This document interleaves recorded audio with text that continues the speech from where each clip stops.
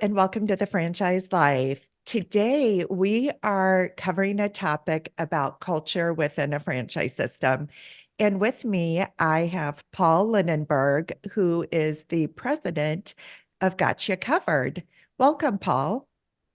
Stacie, thank you. Good morning, and it's great to be here with you. Look forward to our conversation. Yeah, absolutely. Okay, so share a little bit about yourself, Paul, and give us a quick introduction to the Yeah, brand Gotcha Covered. sure. So I have a relatively shady past of combining entrepreneurship, sales, and marketing, all of which I didn't know at the time was a great background for me when I became the president of this company because I'd collected a lot of the skills that I need for this position. I've been in the role since 2010. I joined the company as a marketing director. So we kind of think marketing. It's infused in the DNA of Gotcha Covered.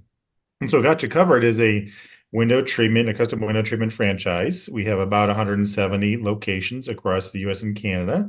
And our franchise owners mostly work from home, but many have storefronts or some shared space where they meet with clients and consult with homeowners on what they need for their window treatments. And then we provide education and a very consultative approach to help them purchase and invest in the right window treatments for them based on their style and budget. So great company. It's been my pleasure to work here, and I'm a little bit of a megalomaniac, Stacie, because I get to I get to choose everybody I work with, right?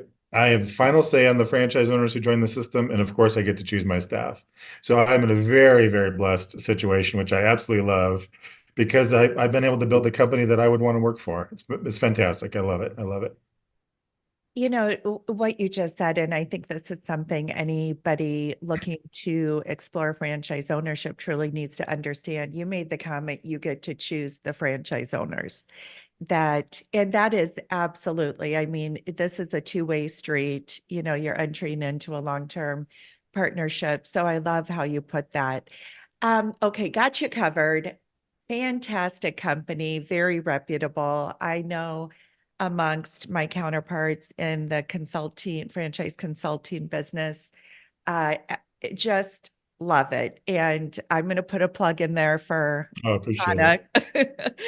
Um, it. Hannah, who's your franchise development person, she is fantastic as well. So we are talking culture today. We are not doing a deep dive on Got You Covered, but we are going to cover culture because it is so ultimately important. And I spent 21 years in the corporate world, so I know how important culture is from that standpoint. So share with me when you, as a franchisor, you have a staff at a brand level, but then you bring in all these franchisees who have their own locations and are building their own businesses within various communities. How do you build culture at a brand level and ensure consistency throughout your franchise community? Well, that's a great question, and I'm not going to pitch Gotcha Covered here, but I want to talk about culture and the way I've experienced and what we've done at Gotcha Covered. There are many great franchise systems that would have a similar approach and have great cultures, right? So I don't want to suggest that we're the only ones, but one of the things that like culture is really important to us, and we when we look to see, Stacie, you just mentioned that it's a choice, it's mutual, right? When we have candidates who are seriously considering Gotcha Covered, we have two criteria to decide whether we're going to extend an offer to them. One of them is would they be successful? Do they have the skills, the talents, the personality, the traits to be successful? Because otherwise, it's not fair to them or our other owners. And then the second one is culture. And I think that culture it's an easy buzzword. It's an easy to say, but along the way in our discovery process, we prove it mathematically, and I'll share with you what that looks like in a little bit. But when it comes to culture, it's just really important. We feel like culture beats process all the time, and so if we invite owners to join the system who share our values and have the right focus on the client and are going to work hard, then when they become franchise owners, we don't have to manage them by compliance and operations books. They know what they're here for. They're motivated for the right things, and we have a round peg and a round hole. And that's really, really important. It just makes everybody's job really easier. So that's the short answer, and then I'll give you a chance, and we can just kind of go back and forth here. I don't know if did I even answer your question, Stacie? Because Yeah, you yeah. asked about our staff, Well, the way the franchise system works is you have the franchisor, right? And right? you have your staff at the franchisor level, but then you bring in these individual business owners, which we call franchisees, and then they develop their own staff and within that, Right, their right. own culture. Yeah. So, Okay. So let me answer that one because culture is the thing for me and for many other leaders in franchising. Is it the most important thing I worry about? I mean, there's a lot of things that keep me up at night, but that's one of them because we've been a high growth franchise. About 35 to 40% of our units are have been less with us for less than 2 to 3 years. We were also acquired by a platform company 2.5 years ago. So all of those things can have a negative impact on culture. And so as we've navigated this evolutionary change in the history of Got Your Covered, right? You look back 3, 4 years ago, we had 100 locations. Now we're at 170. And so how do you maintain culture? That's the $1 million question, in my view, is how do you maintain it? And what I have realized, or I think I've realized, or it's my belief right now, I could be completely wrong in this, but what I'm communicating about our culture is that it's shared. It's not owned by corporate. It's not directed by corporate. It's kind of I don't know how to say it, but we establish our view and our values, and we invite people to share in that, but we can't have our owners looking to corporate for the sole source of culture. It's important that they understand it's on them too. And so 10 years ago, we had 50 people at our conference. Now we have 3 times that many or whatever. The dynamics change, right? It's not one small room and everybody knows each other. Now it's a much bigger room and people don't know each other. They've never talked to that person. And so that it's a different feel to the group. And so the cohesion can stretch a little bit, and it's hard to keep that with a larger and larger group. And we're going to continue to grow, so we're going to continue to have this issue. So that's been my solution is to let our owners know that it's on them too. And if they're gonna if they seek a positive culture that we've kind of always had, then they have a responsibility in that. It can't just come from us. And so they need to show up. They need to help each other. They need to respond to questions in the internal communication platforms that we have set up for our owners to communicate with each other. That's our job, is to set up the mechanisms where our owners can communicate with each other, but it's their job to attend and join and engage and participate. absolutely. It's interesting because I have clients when I present brands to clients, many times let's just take a well, got you covered, home services, right? Yeah. Uh-huh. I'll get the response, oh my goodness, it must be difficult to find employees and retain employees. And that is always a major concern, is the recruitment and retaining of employees and a staff. Mhm. Certainly in a non-skilled type of business environment, right? So I tend to go back to culture when I answer that question, because if you provide a good work environment and a good culture where you can foster and grow individuals within, then retainment of employees should not be a difficult thing. Whereas if you are constantly having turnover of employees, then that is a sign that perhaps you need to look inward, and there might be something wrong with the culture that you're providing.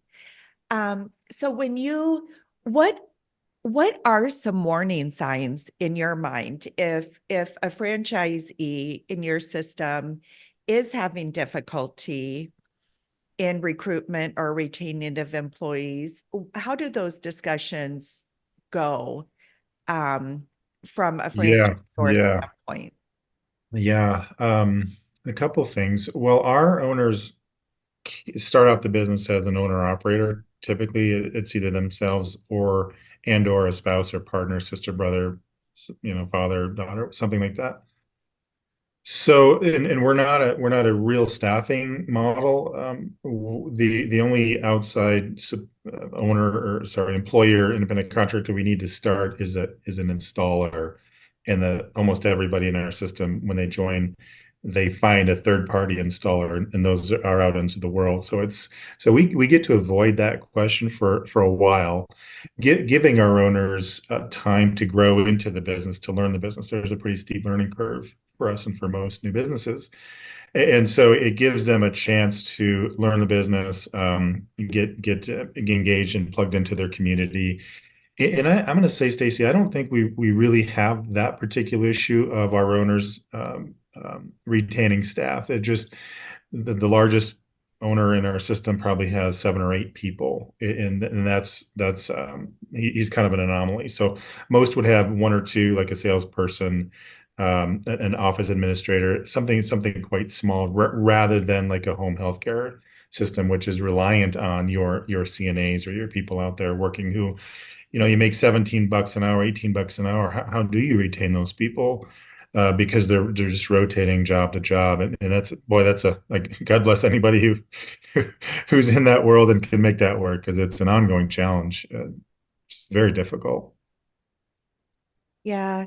So share a couple of examples of successful strategies that Got You Covered has implemented to foster a positive culture within your organization. Yeah, I think that it does, to some extent, it does lead for me, right? So I set an example for others to follow, and what I try to do is set an example where you don't mirror me or match me, but what I try to do, one of my favorite quotes I share with every single candidate, Stacie, who's coming through on our Meet the Team Day. I share a quote from Oscar Wilde, which is, "Be yourself. Everybody else is already taken." And I love that quote. And there's no like, there's no tie to the material. It's just a random quote that I love. So again, I get to share it because I'm the president of the company. But I love that quote because to me it just says, hey guys, we're not doing the ego thing here. Everybody's you're you, and you're great for being you, and we want you to be you. And so don't pretend to be something that you're not, because that authenticity, just like, that's the way to live your life, right? And so you can do that in your business life as well, and we encourage that. So I think that's maybe something that we do. And then back to the mechanisms that we put in place, we have 8 to 10 of them, where a private Facebook group, for example, and others are conferences and calls that we have, where we intentionally get our owners together to talk. What we find, I know you know this, Stacie, because you've been in this business for a while, but franchise owners tend to place a weight on the information that they hear, and they place a certain weight on the information they hear from the corporate office, a higher weight on information they hear from marketing and industry experts, and then the highest weight that they put on their peers, right? They know a whole lot more than we do at corporate. Not only is it better content, but it also means we don't have to do it. So we can be a little bit lazy and just get our owners together, and they can talk, because what that person over the next state or the next county is saying about that particular thing is way more valuable than what we have to say, rightly so. And so we're not offended by that. We know that is the case. So we want to foster all of that. So again, that's our role. It's interesting. I'm in a franchise system. This past year, invested in a franchise called Temporary Wall Systems. And just yesterday afternoon, we have a monthly, what we call owners install meeting. And so we discuss installations that we've done in the past month and just talk through different techniques, Yeah. challenges, and Mhm. share information. And there Cool. are 3 meetings like this every month. One is focused on sales. One is, as I mentioned, the install, and the owner is a high level owners meeting that is hosted by the franchise brand, where every month they're giving us updates at what they're doing at corporate, because we are a newer emerging franchise brand, unlike Got You Covered, where you have 170 locations throughout the US. We're probably at about 50 now. So to me, that is an excellent Right. example Yes. of fostering a positive culture, because they are encouraging the sharing of information. Instead of us asking and pulling, they are proactively giving us information, and they are also encouraging us as franchise owners to collaborate with one another and share lessons learned, and providing a forum to do so. So to me, that is so powerful. And it was really interesting yesterday. There's a couple things, as our brand is not very marketing driven from a social media standpoint, like Sure. Got You Covered. It's sexy, people need window coverings and so forth. So social media is a big driver in getting brand awareness out Mhm. there. Well, I need to work with general contractors. So Sure. social media is not going to do that for me. So, Mhm. you know, collect our group as a whole, which I thought was also very powerful, feels that if we provide feedback to the brand, and that, they cannot treat us as temporary wall systems the same as they treat the other brands in their portfolio from a marketing standpoint, because we're very, Mhm. very different, Yeah. that Mhm. feedback would be received positively. And so to me, again, that's another example that the culture within our franchise system is very positive, where communication and flow of information and feedback would be received positively. Yeah, I would agree. It sounds like you're in a system where the leadership understands what's going on, and they're not autocratic. There still are autocratic franchise systems out there that are very operations heavy, and you are going to do what we say you do. And yeah, so for those people listening to the podcast and wondering about that, or evaluating franchise systems, like that's a pretty big red flag. And so if you see those kinds of things, like you just mentioned, Stacie, for your company and for ours and for others, like that's a really good sign. Okay, that says a lot, I think, about a given franchise system, because when as a franchisor you lose control of the conversation, there's an element of trust there. You have faith in your people to be positive and to be supportive, and it's treat others like you would want to be treated, right? As a franchisee, you love that. So as a franchisor, we just get that, right? And so many franchise systems get that. And so again, a good sign for anybody looking for a franchise system.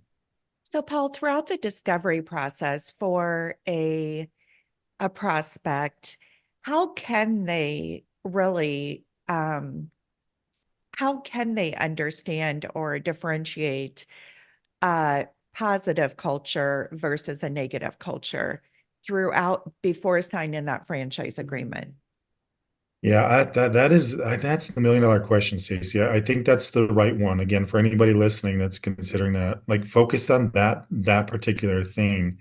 Um, Talking to franchise owners is the right way to go. Now, gotcha covered. We've recorded a number of videos. So these are testimonials of our franchise system, franchises about our franchise system, and those are great. And it gives the candidate a chance to, at their own convenience, get a lot of great content. But that doesn't mean that you don't need to talk to owners. You need, so whatever any franchise system has, watch the videos, but talk to people, ask those questions. What is the culture? Do you enjoy your work? Would you do it again? Is corporate looking out for you or not? How do you connect with your peers?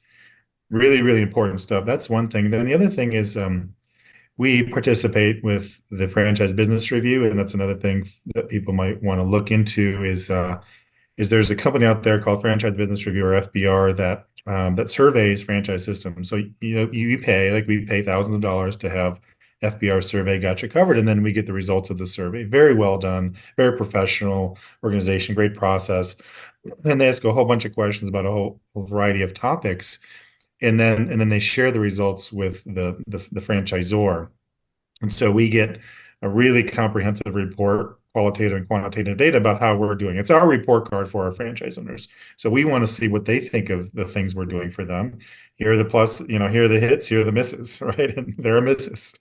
And then by doing that every year, we trend, like we can see, okay, we're doing better on this, we're suffering on this or whatever. And so that survey, there's a culture component. There's some questions around culture, and for us, that's where we score highest. Our single highest score was about mutual support across the system, single highest score. So that's another way too, Stacie, that candidates can get, and it's a little bit more objective, right? I mean, the subjective is important, but make sure you're also talking to people outside of the list that you've been given by a corporate, right? The franchisor, like they may just give you a list of, hey, talk to these happy, top performing people, but there may be others you want to talk to, right? And round it out, understanding that no franchise system is going to have 100% satisfaction across the base. But in talking to people that are happy and people that are disgruntled, you can kind of filter that out for yourself and then make a decision about, do you think that's a good cultural fit for you? So, Paul, you just raised a very interesting question for me. And that is when you said, so every franchise brand handles validation, the validation stage differently. And many times it will be sometimes you're given a list, right? As you mentioned, of franchisees that prospect, if I were looking, could validate with. But other Mhm. times they are controlled environments where you dial into a hour-long Zoom session and there'll be a couple franchise owners on there and you can ask them any questions. So my question to you is, you stated make sure that you validate also with other ones that aren't on the list. How is that really perceived by the franchise brand if a prospect starts reaching out to other owners within the system that they weren't given approval to? Yeah, that's a good question, and I don't know, Stacie. We've never done that way. We do both. We give our owners the videos, but then the list, and the list is not 5 or 10; it's 150, right? And here's almost everybody to talk to, and I don't know, that to me that would be a red flag. If you're going to control who I talk to, huge red flag, right? Now, the candidate has the franchise disclosure document. They have the contact information for everybody in the system. So they have the contact information and they have the right to talk to anybody. And if the franchisor is resistant on that, then again, boy, that's huge red flag for me. And so to, proceed with caution, I would say to that candidate who experiences that. Don't just assume that, don't just accept the curated validation that you're getting, right? Make sure that you have a cross section of the entire system in whatever way that makes you comfortable. Yeah, I like hearing that. I couldn't agree with you more. Yeah. So what are some of do you have specific training or development programs that you provide for your franchisees that talk about culture and development in that, or is it just a lead by example type of culture? Yeah, a lot of it is lead by example. No particular trainings revolving that, but kind of in everything we do, we have a set of values, core values that one of them is real. It's an acronym of DRIVE. The R in DRIVE is real and authentic, and so that comes from our parent company and is also used by Gotcha Covered. So we reinforce it in everything we do. And we were just at the International Franchise Conference and took some local owners out to dinner. Very casual, talked very little business, but just this is a franchise relationship is a significant one and it's a long-term one. and we view our owners as our partners, and this is not an employee, right? There's a much more even level, and everybody has a role to play, and we're going to play our role, and they're going to play their role without ego. And as long as we're oriented toward true north and we know where we're going and how to get there, that then we can all kind of work together, and it works really well for Gotcha Cover. It's not perfect, but I think it works really well. One of the things that, okay, so if you don't mind, Stacey, I'll brag just a little bit about Gotcha Covered. Sorry, everybody. This is No, the 30-second commercial. All right, so one of the things we are really proud about is our online reputation. So we talked about our FBR score, which is a number that's you can see, okay, that's a good number. The other number that's really good for us is our reputation, which across all time and locations, 170 locations, is 4.9 out of 5 stars. This is what our end users, our consumers, our customers, our clients have said about our franchise owners, and we think that's extraordinary in the real sense of that word. It's beyond ordinary. We don't know of any other franchise system our size that has a similar reputation. And a lot of that could, our owners get all the credit. Sure, we set up the systems, but it's our owners that are out there in the trenches, earning that reputation every single day. And so that to me is a cultural aspect, right? Because they come in to Gotcha Cover knowing that the key value is focus on the client's needs and to be consultative and to not like it's a very consultative sell. It's educational. Most people don't know how to buy window treatments. They never have, or if they did, it was 10 years ago. And so they don't know what's available. So our approach is very consultative. It's not salesy, and I think that it's just infused really throughout our culture. So we kind of I don't know and reinforce it, but no specific training on that, Stacie, other than just kind of on an ongoing basis and connecting our franchise owners with each other as much as we can. Well, your 4.9 is phenomenal. I mean, that speaks tons in and of itself. Uh, I wonder how much of that, this culture and, the scoring of the 4.9 is due to you requiring an owner operator model versus allowing, say, semi-involved or semi-passive ownership within the model. I think it's critical. We've dabbled with the absentee owner model, and it flat out doesn't work. You can't serve two masters, at least in our business. And so somebody has to be involved in the business. We're one of those businesses, Stacie. There's a lot that you don't know what you don't know Mm. getting into it. And then what don't you know that you don't know? Right. And so you kind of like it's like exponential, the product knowledge. There's a lot more than just blinds in our business. It's hard to believe that, but so you really have to know, you have to get in, you have to know the products, the dynamics, the business. And unless you're kind of fully invested, it's hard. It just hasn't worked. And so we don't seek that out. We're asked all the time. Mm. But Yeah.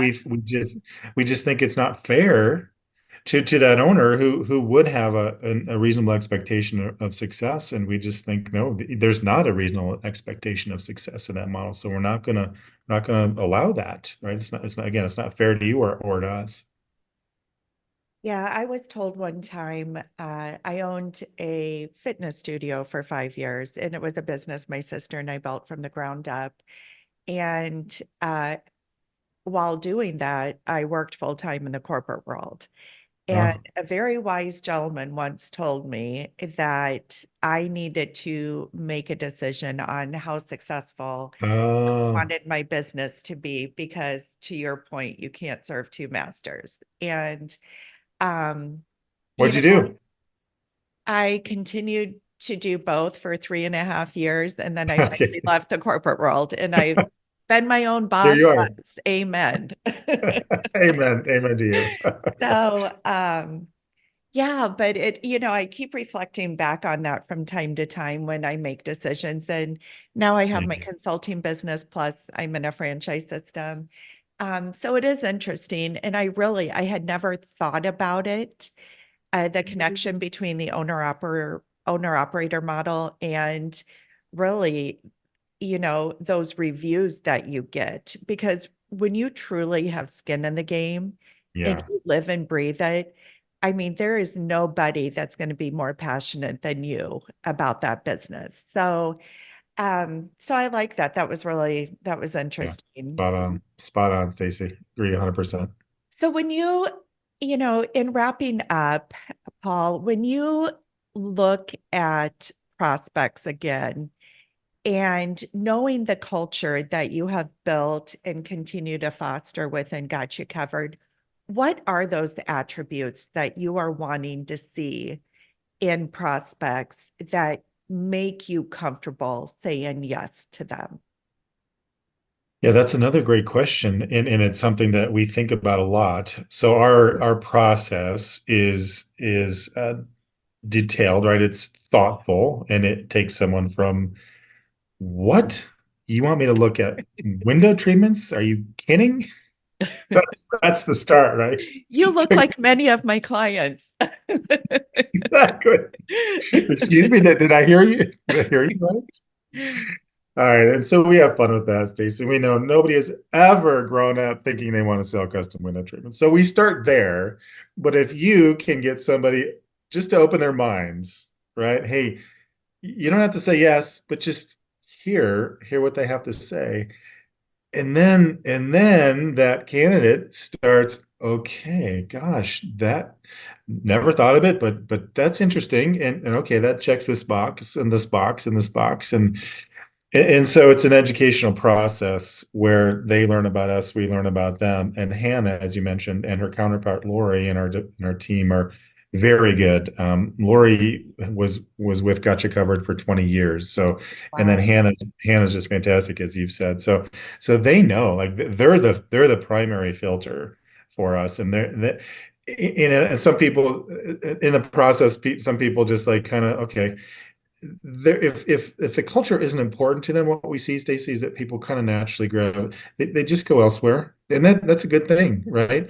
But the more important that culture is to somebody, the more they tend to stay in the process, and the further they get, the more information they learn, and then kind of at the end when they're about 90%, so they've talked to franchise owners, they've gone through the documents, they've talked with Hannah and Lori and seen the information.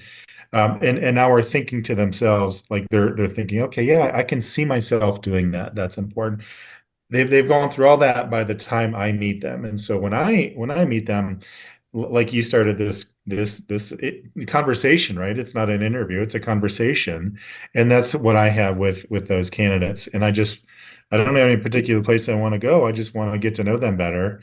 And it's that conversation that I have that gives me confidence or not to have them continue the rest of the 10%. So if we have a good conversation, I think it's a good fit, then we invite them to meet the team, and we invite the team to meet them.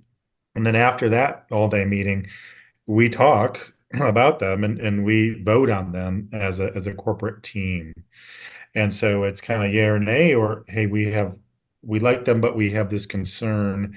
Let's talk to them again. And so we really are getting so good at, we think, making sure that the people we invite to join Gotcha Cover do have that cultural fit, and then of course the skill set to be successful. And and then it's up to them, right? And we give them the tools and the training and support, and they can go as far as they want in the Gotcha Covered system. Very purposeful, which I like. You It's, think, yeah. yeah, I just can't wait to get another owner operator so I can introduce them perhaps to Got You Covered. Most of Yeah, mine same tend to here. want semi-passive investments. So, Yeah, right. Of course, of course. and I have been one of those people that have asked Hannah, are you sure you won't consider Yeah, yeah. semi-passive? All Well, right, thanks for Paul. thinking about us, Stacie. We Yeah, of appreciate it. course. Yeah. Well, Paul, thank you so much for being with me today and talking about culture. And it is so critical in everything we do. I mean, we want to surround ourselves with people that we can grow with and learn from. And, at the end of the day, you're in a long-term relationship. It's a 10-year agreement in most cases. So you do want to feel like you're part of a family, and that's where culture comes in so importantly. So thank you for taking the time to be with me. Any last comments on your end? Well, I want to thank you for a really good conversation. From getting to know you here a little bit, I think you have all the right values in culture, and you know you're focused on the right things. And so, good luck to you and your ventures. And it was a pleasure talking to you, truly, Stacie. I wish you luck, and everybody listening, good luck as well in your journeys. Thank you, Paul. For anybody considering franchise ownership, or if you would like to learn more about Got You Covered, please feel free to reach out to me at Stacie@fusionfranchising.com. Thanks and have a great day.